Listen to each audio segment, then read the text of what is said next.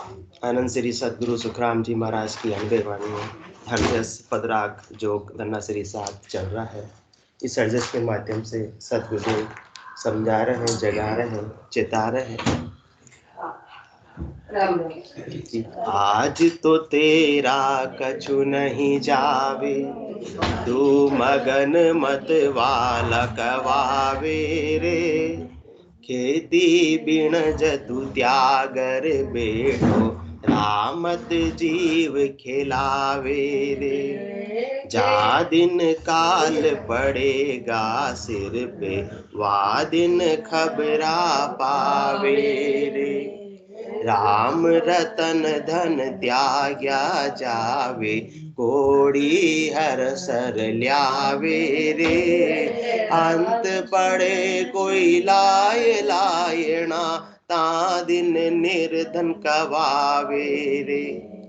चोखा त्यागे खोटा लेवे, चोरा के संग जावे रे। जा दिन लाभ पड़ेगा जमसु, ता दिन खबरा पावे रे।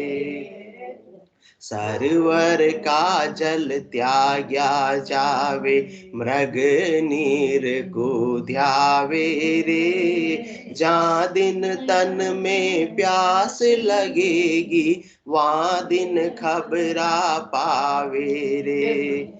इमरत छाड़े विष बसावे, भोजन त्याग नर जावे रे। ता दिन भूख लगे नर तो, वा दिन खबरा पावे रे। चूना बंद घर त्यागर देवे, झूपे माए बिराजे रे। ता दिन लाए लगे उपराड़े, ता दिन करड़ी बाजे रे। नगर का पंथ छाड़ दिया, गौ नाला उठ धाया रे। ऐसो जाए बिलाए वन में, वहाँ बहुत दुख पावे रे। भगत बिना सुन सब दुख पासी, ए देश टांग बताया रे। कह सुख राम सुनो सब कोई, राम भूलो भाया रे। राम भूलो भाया रे। अनंत श्री सदगुरु सुखराम जी महाराज अपने को अपना पुत्र समझकर, अपना बच्चा समझकर अपने को जगा रहे, अपने हित की बात अपने को समझा रहे कि अपना कल्याण किसमें होने वाला है। अपने में भी इतनी समझ नहीं है, इसलिए संसार के व्यर्थ के कामों में अपन अपनी स्वास्थ्य रूपी पूंजी को लगा रहे हैं, गंवा रहे हैं। परंतु जिस मुख्य उद्देश्य के लिए अपने को मनुष्य देह प्राप्त हुई है, राम भक्ति के लिए, वो काम अभी तक अपन पूर्ण रूप से कर नहीं रहे हैं। तो सदगुरु सुखराम जी महाराज फरमा रहे हैं, तो फिर आपको बहुत भारी दुख देखना पड़ेगा। ऐसा दुख देखना पड़ेगा जिसका कोई था भी नहीं होगा। जिस प्रकार से सागर का कोई था नहीं होता है, अपार होता है, इसी प्रकार से राम भक्त के बिना 184 में अपार दुख है आत्मा तुमको देखना पड़ेगा। आज तो तुमको मालूम नहीं पड़ रही है, परंतु सदगुरु सुखराम जी महाराज फरमा रहे मुझको सूझ रही है कि आगे क्या होने वाला है। हमको इतनी सूझ गई, अस परस दिल माए, बिन भक्ति सब जावसी नरक कुंड के माए। अपने को नहीं सूझ रही है, किनको सूझ रही है? सदगुरु सुखराम जी महाराज को सूझ रही है अपने जैसे जीवों के लिए कि ये जीव मनुष्य देह पाकर भी भक्ति नहीं कर रहे हैं, तो इनको कहाँ जाना पड़ेगा? अंतोगत्वा नरक कुंडों में ही जाना पड़ेगा, 84 की यातना ही सहनी पड़ेगी। तो इनका खुद का बिगाड़ा होने वाला, पर इनको खुद को पता नहीं है। ये सुखराम जी महाराज सोचकर अपने को समझा रहे हैं, जगा रहे हैं, चेता रहे हैं। तो लास्ट चर्चा में अपन यह बात कर रहे थे, चूना बंद घर त्यागर देवे, झूपे माय बिराजे रे, ता दिन लाए लगे उपराड़े, ता दिन करड़ी बाजे रे। चूना बनकर अपने को मिल रहा है और उसकी पूरी व्यवस्था हो रही है, देने को वो तैयार बैठे हैं, परंतु वो तो अपने को मना कर रहे अपन कि हमको तो चूना बनकर नहीं चाहिए, पक्का घर नहीं चाहिए, हम तो कच्चे घरों में ही सुख का अनुभव कर रहे हैं, जबकि वास्तव में सुख कच्चे घर में झोपड़ी में मिलने वाला नहीं है। चूना बनकर कौन सा? पक्का घर, अपना निज घर, वो केवल पद, वो आनंद पद, वो अमर लोक, वो चौथा लोक, वो अपना चूना बन घर है, इस आत्मा का पक्का घर है, जहां जाने के बाद में आत्मा को किसी प्रकार का दुख देखने की, अभाव देखने की आवश्यकता नहीं है। यहाँ झोपड़ी में रहेंगे तो न सर्दी से बचाव होगा, न गर्मी से बचाव होगा, न बारिश से बचाव होगा, और आग लग गई तो सबसे पहले कौन जलेगी? झोपड़ी ही जलने वाली है। तो ये जन्म मरण, ये झोपड़ी कौन सी? इस आत्मा ने अभी ये झोपड़ी धारण कर रखी है, वापस से अनेक प्रकार के शरीरों में, अनेक प्रकार की झोपड़ियों में आने की ही अपन तैयारी कर रहे हैं। परंतु सदगुरु सुखराम जी महाराज फरमा रहे, तुम इस मनुष्य देह के माध्यम से राम भक्ति कर लो तो तुमको चूना बनकर पक्का घर, अपना निज घर की प्राप्ति हो जाएगी। फिर तुम्हें वापस से किराए के मकानों में, छोटी छोटी झोपड़ियों में आने की आवश्यकता नहीं पड़ेगी। तो अच्छा कार्य करवा रहे सुखराम जी महाराज, तो चूना बन पक्का घर दे रहे हैं, परंतु अपन कहाँ उलझे में? अपनी बुद्धि बहुत संकीर्ण है, छोटी है, तो संसार के छोटे छोटे सुखे में ही अपन उलझे हुए हैं। वापस से अपने को कहाँ आना पड़ेगा? अनेक प्रकार के देह धारण करके ऐसी देह रूपी झोपड़ियों में ही अपने को वापस आना पड़ेगा, जो झोपड़ी स्थायी होने वाली नहीं। हर बार झोपड़ी मिलेगी, हर बार झोपड़ी जल जाएगी, नाश को प्राप्त हो जाएगी। मनुष्य देह की झोपड़ी की आयु अवधि कितनी है? 100 वर्ष की है। और कीट पतंग, कीट पतंगों की आयु अवधि कितनी होती है? कुछ महीनों की भी नहीं होती है, कुछ दिनों की होती है, कुछ घंटों की होती है। अनेक प्रकार के जीव है जिनकी झोपड़ी की आयु थोड़ी है, किसी की 6 महीने है, किसी की 6 वर्ष है, किसी की 30 साल है, किसी की 80 साल है, किसी की 100 साल है। इस प्रकार से बार बार झोपड़ियां बदलते रहेंगे। कच्चा घर तो बार बार टूटने ही वाला है, विनाश का ही प्राप्त होने वाला है, जब तक कि आत्मा पक्के घर की प्राप्ति ना कर लेवे। तो अभी सुनहरा अवसर है, अभी पक्का घर मिल रहा है, अभी अपने को निज घर की प्राप्ति हो सकती है, परंतु उसका उपाय अपन नहीं कर रहे हैं और संसार में ही लगे हुए हैं, तो वो पक्का घर कभी भी मिलने वाला नहीं है। तो समझदारी का काम है या नादानी का? हाँ, शाश्वत आनंद की प्राप्ति का उपाय कर रहे हैं या झूठे सुखों की? झूठे सुखों की प्राप्ति का उपाय कर रहे हैं। तो सदगुरु सुखराम जी महाराज बुद्धि पर अपने विवेक जागृत कर रहे हैं, अपने को क्या करना चाहिए। चूना बंद घर त्यागर देवे, झूपे माये बिराजे। बहुत समझदारी का काम कर रहे हैं ना अपन, तो अपने आप को कितना समझदार मानते हैं कि हमारे जैसा समझदार। अरे झोपड़ी की व्यवस्था कर रहे हो लल्लू, सुखराम जी महाराज कह रहे हैं तुम समझदार नहीं हो। ता दिन लाए लगे उपराड़े, ता दिन करड़ी बाजे। लाए कौन सी लगने वाली है? ये झोपड़ी शरीर की तो जलने ही वाली है। उस समय तुम सोचोगी अरे मैंने क्या कर दिया, पूरी जिंदगी मैंने ऐसे ही खराब कर दी, बर्बाद कर दी। मुझे निज घर की व्यवस्था करनी थी, जिसके लिए मुझे यहाँ 3 लोकों में भी, जीव ब्रह्म के लोक में, वहां भी भरत खंड में, और ऐसे सतगुरु के ज्ञान जब हाजिर था तो भी मैंने अपने निज घर की व्यवस्था नहीं की। उस समय याद आएगा, परंतु कुछ भी उस समय काम बनने वाला नहीं है। अब पछतावत हो क्या जब चिड़िया चुग गई खेत। ता दिन लाए लगे उपराड़े, ता दिन करड़ी बाजे रे लो। नगर का पंथ छाड़ज दिया, गवनाला उठ धाया रे। ऐसो जाए बिलावे बन में, वहां बहुत दुख पावे रे। नगर का पंथ छाड़ज दिया, नगर का पंथ मतलब राजमार्ग, राष्ट्रीय राजमार्ग पर चलेंगे तो अपनी गाड़ी अजमेरा साहब स्पीड से चलती रहेगी, कोई बाधाएं भी नहीं आएगी, इधर उधर के मोड़ भी नहीं आएंगे। 4 लेन पे चलने का तो मजा ही अलग है ड्राइविंग का। तो ऐसा नगर का पंथ अभी अपने को प्राप्त हुआ है, परंतु उस पे अपन चल नहीं रहे हैं, क्योंकि अपने को क्या पसंद आ रहा है, मन को क्या रास आ रहा है, उबड़ खाबड़ रास्ते रास आ रहे हैं, शरीर संसार के सुखों के रास्ते याद आ रहे हैं, उसी मार्ग पर अपन दिन रात दौड़ लगा रहे हैं। परंतु आज तो अपने को मालूम नहीं पड़ रही है, परंतु कब मालूम पड़ेगी? ऐसो जाए बिलावे वन में, वहां बहुत दुख पावे रे। जब राजमार्ग का अवसर समाप्त हो जाएगा, ये मिनखा देह को छोड़ने का समय आ जाएगा, और ये मिनखा देह आत्मा छोड़कर चली जाएगी। तो जब राम भक्ति का समय था वो तो किया नहीं, अन्य शरीर संसार के सुखों में, अन्य करनियों में ही आत्मा लगी हुई रह गई। तो आज तो इसको मालूम नहीं पड़ रहा, परंतु ऐसा वन के अंदर ये आत्मा खो जाएगी। कौन से वन में? ये 84 के वन में ऐसी विलाय हो जाएगी कि उससे बाहर निकलने का रास्ता फिर मिलने वाला नहीं है। भटकती रहेगी, वन के एक हिस्से में जाएगी, फिर दूसरे हिस्से में, फिर तीसरे हिस्से में। ये 84 लाख जीवाजून क्या है?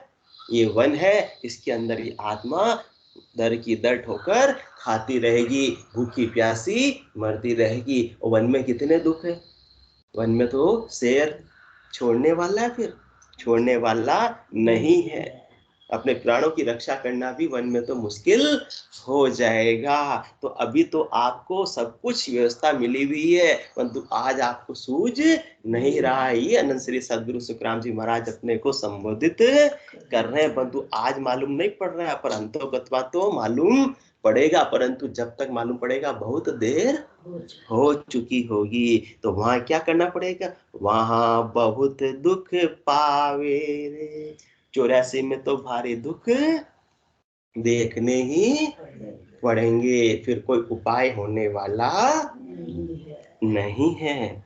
तो सब सार की बात सदगुरु सुखराम जी महाराज रहस्य की बात बता रहे हैं। भगत बिना सुन सब दुख पासी, ए दृष्टांग बताया रे। कह सुख राम सुनो सब कोई, राम भूलो भाया रे, राम भूलो भाया रे।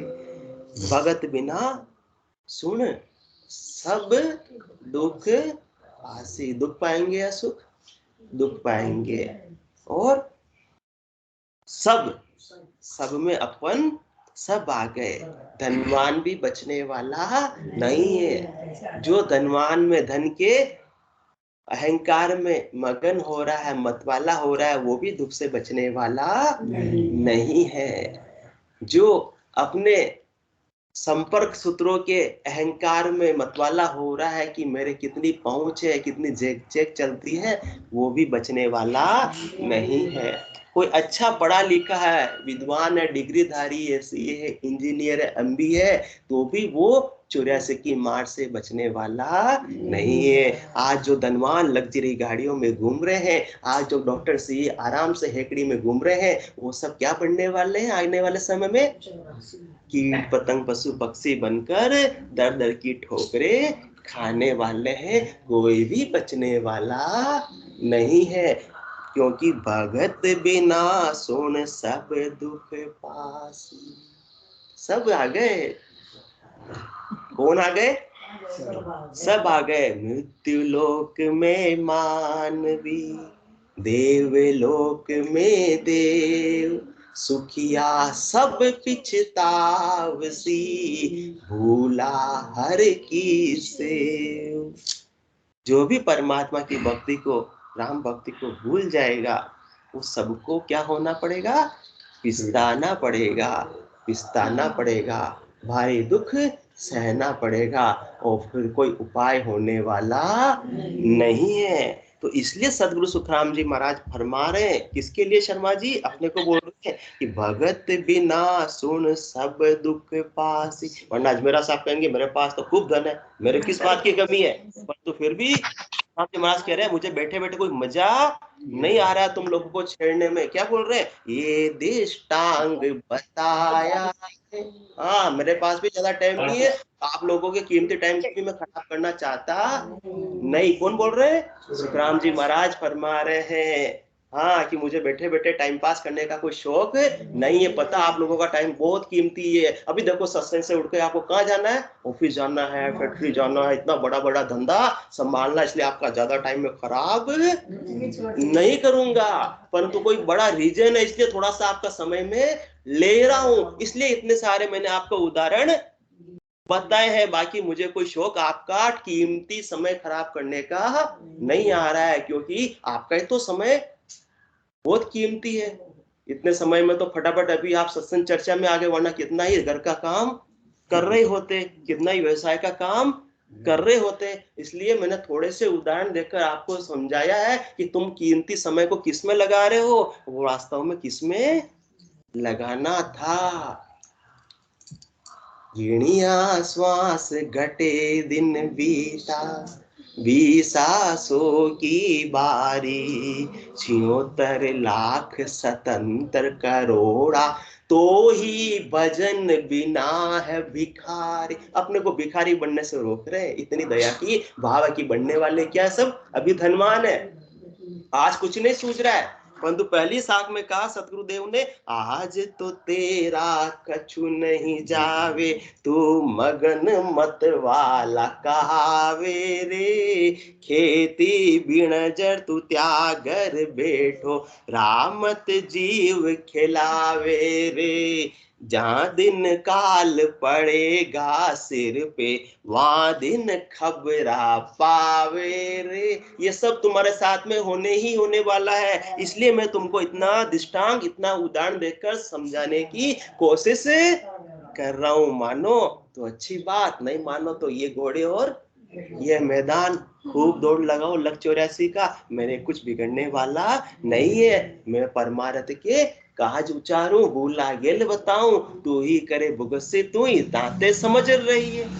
इतनी दया का भाव है सदगुरुदेव का तो, और फिर भी अपन जैसे जीव नहीं समझे तो अपने ही पैर पर गाड़ी मार रहे, क्योंकि सूझ मिली सतगुरु मिलिया, मिलिया भजन का भेव, शब्द पाए गाफिल रहे तो क्या करे गुरुदेव। फिर तो गुरुदेव भी क्या कर सकते हैं, अपने को तो वो समझा सकते हैं, जगा सकते हैं, चेता सकते हैं। जो काम वो प्राथमिकता के आधार पर अपने को करने की बता रहे हैं वो कर लेंगे तो सदा सदा के लिए दुखों से मुक्ति पा लेंगे, और नहीं तो दुखों का ताता मिटने वाला नहीं है। इसलिए वो कह रहे हैं भगत बिना सुन सब दुख पासी। हाँ, पढ़े लिखे छूट जाते तो उनको नहीं पता था, पंडित ज्ञानी विद्वान छूट जाते दुख से तो मैं उनको नहीं बताता, धनवान छूट जाते मैं उनको नहीं बताता, परंतु भगत बिना सुन सब दुख पासी, ए दृष्टांग बताया रे। इसलिए मैंने सारे दृष्टांग बताए। कौन से दृष्टांत बताए, थोड़ी चर्चा कर ले, रिवीजन कर ले सोनी जी। अभी पहला दृष्टांत तो अपन ने देख ही लिया कि खेती करने का समय है, व्यापार करने का समय है, और वो नहीं करेंगे, और खेल खेलने में ही, मौज मस्ती करने में ही अपन रह जाएंगे। राम मत जीव खिलावे रे, तो सुखी होंगे या दुखी होंगे? तो ये खेती बिनस कौन सी है? कह सुख राम सुनो सब कोई, राम भूलो भाया रे। ये राम नाम की खेती को करना मत भूल जाओ, ये राम नाम का सौदा करना, बिनज करना मत भूल जाओ। भूल जाओगे, बैठे रह जाओगे किसमें? इस जीव को शरीर संसार के सुखी दिलाने के अंदर, तो फिर भारी दुख देखना पड़ेगा। फिर और क्या उदाहरण दिया? राम रतन धन त्याग्या जावे, कोड़ी हर सर ल्यावे रे, अंत पड़े कोई लाए लायना, ता दिन निर्धन कवावे रे। राम रतन धन कौन सा? राम भूलो भाया रे। और किसमें लगे में अपन? कोड़ी हर सर ल्यावे रे। तो क्या होगा? भगत बिना सुन सब सुख पासी है, सब दुख पासी। अब अपने को करना है कि क्या करना है, किस मार्ग पर चलना है और किस मार्ग पर अपन चल रहे हैं। जल्दी से जल्दी पटरी पर गाड़ी ले आएंगे तो अपना भला हो जाएगा, क्योंकि अब ज्यादा समय अपने पास में बचा नहीं है। ये सदगुरुदेव ने तो देखो ऐसे उदाहरण दिए अपने को समझाने के लिए, पर अपन स्वयं दूसरों को समझाते हैं परंतु तो खुद मानते नहीं है। एक बच्चा होता है, बच्चा जिसके 10th के बोर्ड के एग्जाम है, हाँ, उसको माता पिता, अपने जैसे माता पिता क्या बोलते हैं, क्या बोलते हैं, पढ़ाई कर ले, पढ़ाई कर ले। अभी तो कुछ तुझे मालूम नहीं पड़ रहा है, परंतु परीक्षा के दिन आने वाले हैं और जिस दिन परीक्षा होगी उस दिन तुझे मालूम पड़ेगा, है ना। क्या मालूम पड़ेगा, आज तो तेरा कछु नहीं चावे, तू मगन मत वाला कवावे रे। हाँ, बच्चे को यदि चिंता नहीं है पढ़ने की, किसको चिंता हो रही है, ऐसे ही अपने को इस जीव की चिंता नहीं है, किसको चिंता हो रही है, सदगुरु सुखराम जी महाराज को चिंता हो रही है। जैसे बच्चा खेलने में मस्त हो रहा है तो माता पिता क्या बोल रहे हैं, आज तो तुझे मालूम नहीं पड़ रहा है, पढ़ाई कर ले, अभी समय रहते हुए पढ़ाई कर ले, क्योंकि बाद में कुछ उपाय होने वाला नहीं है। जांच पटिया जल था ना आवे, आप पटिया नहीं थोड़ा, अंत काल ऐसी विधि बरते से नर भक्ति भी होना। अंत समय में पढ़ाई होने वाली नहीं, अंत समय में तो केवल रिवीजन हो सकता है उसका, बस एक बार फटाफट फटाफट पॉइंट देख के और एग्जाम देने चले जाओ और 2 दिन पढ़ ले, याद करने बेटे कभी चैप्टर देखा ही नहीं तो क्या याद कर पाएगा बच्चा। वो बात अपन समझ रहे हैं। तो अभी जवानी के अंदर यदि राम भक्ति का अभ्यास नहीं हुआ तो बुढ़ापे में रिवीजन होने वाला नहीं है, उस काम बनेगा नहीं। तो बच्चा क्या करता है, यदि अभी 10th के बोर्ड के एग्जाम है और वो अपन माता पिता क्या बोलते हैं, तो अभी साल शुरू हुआ है, अभी से तू पढ़ाई में लग जा, 10th के बोर्ड के एग्जाम को तू इतनी आसानी से मत समझ। तो इसी प्रकार से परमात्मा की प्राप्ति को भी इतना आसान मत समझ, लग 84 से मुक्ति को भी इतना आसान मत समझिए। उदाहरण क्यों दे रहे हैं, क्योंकि अपन बच्चे को अपन ऐसा समझाते हैं खुद, पर खुद समझते नहीं है। तो क्या कर रहे हैं, बच्चे को अपन समझा रहे हैं कि आज तुझे मालूम नहीं पड़ रहा है, आज तो क्या कर, राम मत जीव खेलावे। बच्चा किस में लगा हुआ है, खेलने कूदने में, यार दोस्त के साथ, कभी क्रिकेट खेल रहा है, कभी सिनेमा देखने जा रहा है। इसी प्रकार से अभी कभी अपन घर के काम में व्यस्त हो रहे हैं, कभी ऑफिस के दुकान के काम में व्यस्त हो रहे हैं, परंतु इस आत्मा की भी तो परीक्षा आने वाली है, उस समय मालूम पड़ेगा। जिस प्रकार से बच्चे को लास्ट में मालूम पड़ता, बच्चे अब 7 दिन रह गए, मेरे तो कुछ पढ़ाई नहीं हुई, अब दिन रात जाग रहा है, फिर भी वो काम बनने वाला नहीं है। अब किस दिन मालूम पड़ेगा, जहां दिन काल पड़ेगा सिर पर, जिस दिन सिर पर परीक्षा आ जाएगी, जिस दिन एग्जाम आ जाएगा, उस दिन एग्जाम में हंसता हंसता जाएगा, रोता रोता जाएगा, रोता रोता जाएगा, उस दिन मालूम पड़ेगा। और उसके बाद का मालूम पड़ेगा जिस दिन रिजल्ट आएगा कि सारे मेरे यार दोस्त तो पास हो गए और मैं ऐसे ही खेलने में रह गया। इसी प्रकार से अपना काल आएगा, उस दिन आत्मा को मालूम पड़ेगा, रोती रोती जाएगी, सिर में गुरज गला में फांसी, जालम है जमरानो, साहेब राम कदे नहीं सिमरियो। पहले तो कभी पढ़ाई की नहीं, यो सब लोग बिरानो। फिर रिजल्ट कब आएगा, धर्म राय को लेखो सौंपियो, हिसाब हुआ 85, रिजल्ट आया तो अरे फेल हो गए अपन तो, अब वापस से अपने को कहाँ जाना है, 84 के अंदर जाना है। तो बच्चे का ने पढ़ाई नहीं की तो उसका तो कितना बिगड़ जाएगा, 1 साल बिगड़ जाएगा, 1 साल बाद वापस से परीक्षा का नंबर आ जाएगा। और अपन ने ये परीक्षा राम भक्त की पास नहीं की तो अपने को वापस सुनहरा अवसर कब मिलेगा, 43,20,000 वर्षों के बाद अपने को वापस से एग्जाम देने का अवसर मिलेगा। तब तक तो दुख देखना ही पड़ेगा। बच्चे को कहते हैं कि 1 साल तेरा बर्बाद न हो जावे तो उसकी चिंता कर, और अपने तो 43 लाख वर्ष कितनी बार बर्बाद हो गए, फिर से बर्बाद करने की तैयारी कर रहे हैं कि अपने को उसकी चिंता बिल्कुल भी नहीं है। इसलिए सदगुरुदेव अपने को उदाहरण दे रहे हैं, वरना वो उनको कोई शौक नहीं आ रहा। भगत बिना सुन सब दुख पासी, बच्चों को ये कहते तो नहीं तो दुख पाएगा। हाँ, बच्चे को क्या कहते हैं, पढ़ ले लिख ले तो आराम पाए, माँ का तो कहीं ना आ रहे हो जा रहे हो, हमारे माता जी ये बोलते हैं। हाँ तू पढ़ ले तो तू ही आराम पाए। इसी प्रकार से अपन भक्ति कर लेंगे तो अपन ही आराम पाएंगे। क्या आराम पाएंगे, निज घर में जाकर सदा सदा के लिए आनंद में अवस्थित हो जाएंगे। और नहीं तो फिर दुख देखना ही पड़ेगा, दर दर की ठोकरें खानी ही पड़ेगी। तो चोखा त्यागे खोटा लेवे, चोखा क्या था, ऐसा राम नाम की भक्ति, और खोटा क्या ले रहे हैं, संसार में ही लगे हुए हैं। पूरे समय को, पूरी स्वांसा रूपी पूंजी को घर की गांगरत गयो जमारो, उदम आपदा माही, मुझसे ठगे भरे एक ओदर, पशु संज्ञा पाई। तो फिर क्या होगा, भगत बिना सुन सब दुख पासी, ये दृष्टांग बताया। अरे शर्मा जी सही दृष्टांग बताया सदगुरुदेव ने, वही काम कर रहे हैं। तो जहां दिन डाव पड़ेगा जमसु, ता दिन खबरा पावे रे, सरवर का जल त्याग्या जावे, मृग नीर को ध्यावे रे। मुंद्रा जी सरवल का जल कौन सा, ये राम नाम। और मृग नीर क्या, शरीर संसार के सुखों की व्यवस्था कर रहे हैं, जिसमें कभी भी सुख मिलने वाला नहीं है। मिलना होता तो आज तक मिल चुका होता। लगता अपने को सुख की प्राप्ति है, कल अपन ने रसगुल्ले खाए थे, आज क्या उसका सुख की अनुभूति हो रही है। जिस पल खा रहे थे बस उस पल हुई और अंदर गया सब एक हो गया, फिर सब भूल गए। तो उस सुख के लिए अपन ने कितना उपाय किया, कितनी पचाई की सुख की प्राप्ति के लिए। ऐसे तो रसगुल्ले मिल जाते नहीं है, रसगुल्ला केवल उदाहरण है समझने के लिए। ऐसे तो सुख संसार का क्षणिक भी मिलता नहीं है, परंतु टिकता कितने समय के लिए है। अब किसी को बोले डायबिटीज है, रसगुल्ले नहीं खाना, परंतु खा रहा है कि एक खा लेता हूं, क्या फर्क पड़ता, आनंद कितना आया, सुख कितना आया, क्षणिक आया।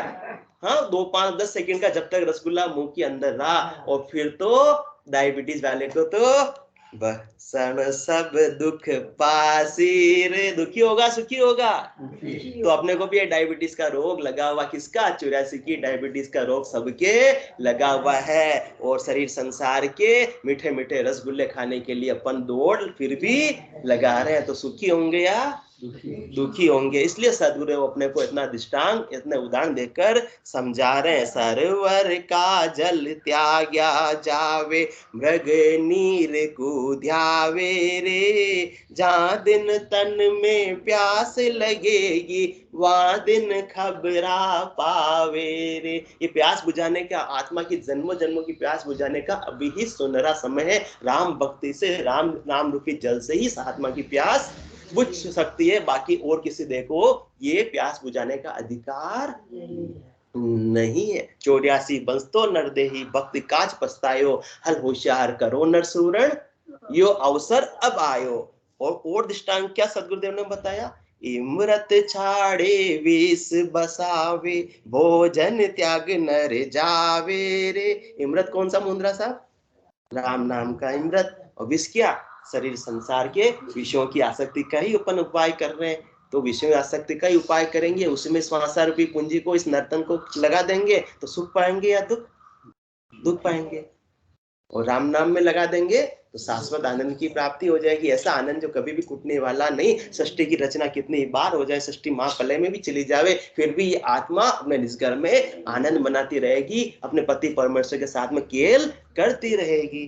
तो इमरत छाड़े विष बसावे, भोजन त्याग नर जावे रे, ता दिन भूख लगे नर तो वा दिन खबरा पावे रे। सदगुरुदेव फरमा रहे सबको, तुमको वह दिन, जिस दिन आएगा अंतिम समय, उस दिन खबर तो निश्चित रूप से लगेगी ही लगेगी। जिस प्रकार से बच्चे को लगी ना कि कुछ साल भर तो पढ़ाई नहीं की, परंतु एग्जाम के दिन अब रोना ही पाती में लिखा है, और रिजल्ट के दिन तो भारी दुखी दुख है। दूसरे तो मिठाइयां बांट रहे होंगे, खुश हो रहे होंगे, और अपन दुखी हो रहे हैं अकेले। उस समय को अपने को पूछने वाला भी मिलने वाला नहीं है, क्योंकि कर्म किसके थे, अपने ही कर्म थे।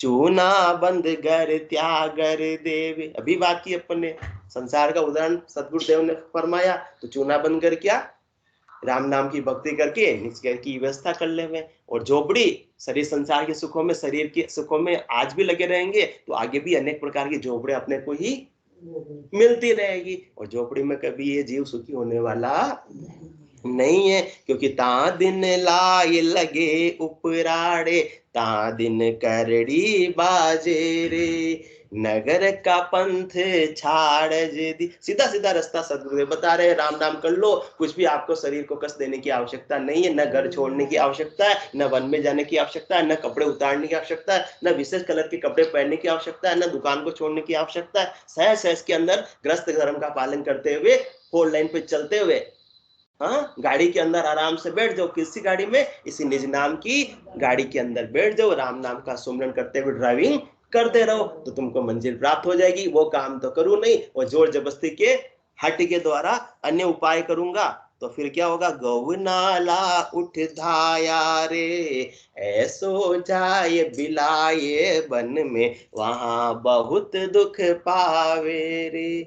क्योंकि आज तो सदगुरु के ज्ञान का पूर्णिमा का चंद्रमा उगा हुआ है, फिर ऐसा वन में जाएंगे तो वहां तो केवल अमावस्या ही अमावस्या है, कुछ भी बाहर निकलने का रास्ता सूझने वाला नहीं। आज मनुष्य देह प्राप्त हुई है, सदगुरु का ज्ञान मिला हुआ है, इसका मतलब पूर्णमासी का चांद पूरा खिला हुआ है। अभी यहाँ से निकलना है तो निकल जाओ, नहीं तो आत्मा पछताती रहेगी। और जो निकल गया सदगुरु के उदाहरण को सुनकर, तो फिर आत्मा तो दिन में दिन करेगी। किसको किसको करेगी? आओ, हाँ, वाह गुरा की इमृत वाणी, मरतक जीव जीवाया, हो ये सर जीत राम कह बोलिया, शब्द सर्वणाया। जो जिस आत्मा ने सदगुरु के शब्दों को श्रवण करके हृदयस्थ कर लिया, हृदयस्थ करके राम नाम का सुमरन करने लग गई, वो तो सरजीत हो गई, उसने तो जन्म मरण से भी विजय प्राप्त कर ली, चेतन होकर और अमर कर की प्राप्ति कर ली। फिर वो आत्मा धन्यवाद देगी कि मैं भटक रही थी जंगल में, मुझे पथ दिखलाया सतगुरु ने।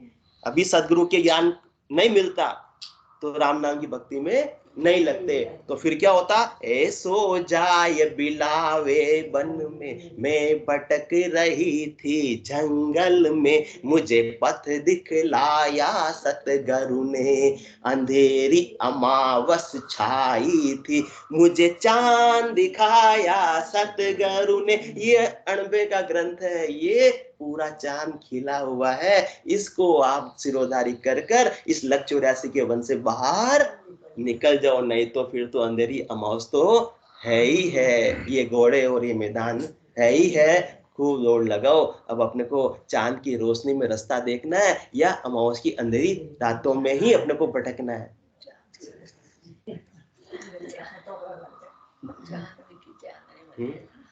अब अपने को विचार करना। इसलिए भगत बिना सुन सब दुख पासी, है दृष्टांग बताया रे, कह सुख राम सुनो सब कोई, राम भूलो भाया रे।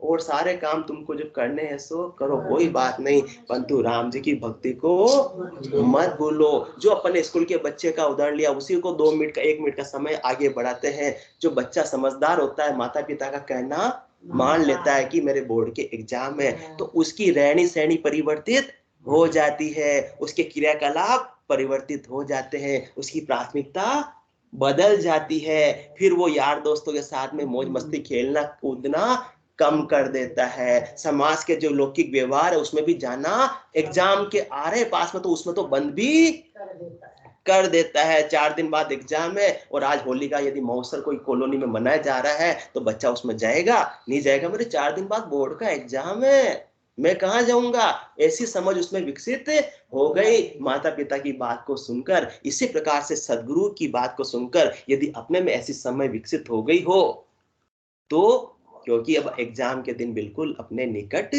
आ गए हैं, जमने आज का गया दिन दूरा, अंतकाल दिन नेड़ा, अंतकाल दिन नेड़ा आ गया है, एग्जाम का दिन बिल्कुल नजदीक आ गया है। तो क्या अभी तक अपन ने अपनी प्राथमिकताएं चेंज कर ली है, क्रियाकलाप को चेंज कर लिया है, या जैसे जवानी के अंदर काम कर रहे थे 12 ही घंटे किसका? घर और संसार का, वैसे ही कर रहे हैं? या आत्मा के कल्याण का काम को बढ़ा दिया है और शरीर संसार के काम को कम कर दिया? ऐसा कुछ किया है? नहीं किया। तो फिर अपने से तो ज्यादा वो 10वीं का बच्चा ही समझदार है। अपन उम्र में बूढ़े हो गए हैं, परंतु अपना छोलपना अभी तक गया नहीं है। अपना मन अभी बूढ़ा नहीं हुआ। मन तो अभी भी चंचल संसार में ही लगा हुआ है। तो अपने को ही दुख भारी देखना पड़ेगा। तो आज से ही अपन अपनी प्राथमिकता को परिवर्तित कर लेवे, क्योंकि अपना एग्जाम का निकट समय बिल्कुल आ गया है। और रिजल्ट के समय फिर नहीं तो फिर क्या करें? भगत बिना सुन सब दुख पासी, ए दृष्टांग बताया रे। कह सुख राम सुनो सब कोई, राम भूलो भाया रे। बच्चों को उसकी स्टडी करनी है और अपने को कौन सी स्टडी करनी है? राम नाम की स्टडी करनी है। तो अपन भी पास हो जाएंगे। पास होना है या फेल होना है? पास होना है। तो आज से अपन सदगुरु के ज्ञान को सिरोधारी कर कर भक्ति में लग जावे, क्योंकि अपने पास में, सबके पास में समय कम है। या अपन जो भी बैठे हैं या तो प्रौढ़ है या वृद्ध है, कोई जवान तो बैठा ही नहीं है। तो अपन तो सब उसकी कैटेगरी के अंदर है। और जवान भी अपने आप को यदि जवान मानता रहेगा तो कसो भरोसो श्वास को ग्रास रहे मुखमाए, होठ से होठ समेट सके नहीं, जीव कूच कर जाए। बोलो राम सतगुरु देव जी महाराज ने धन्य हो धन्य हो। परम दयाल सतगुरु सुखराम जी महाराज ने धन्य हो धन्य हो। अनंत श्री सतगुरु सुखराम जी महाराज के ज्ञान स्वरूप भगवान ने धन्य हो धन्य हो। केवली भगवंता ने धन्य हो धन्य हो। जीवा तारण जहाज ने धन्य हो धन्य हो। मोक्ष के मालिका ने धन्य हो धन्य हो। अनंत कोटि संतान ने धन्य हो धन्य हो। राम सदा में राम राम राम राम राम राम राम राम राम राम राम राम राम राम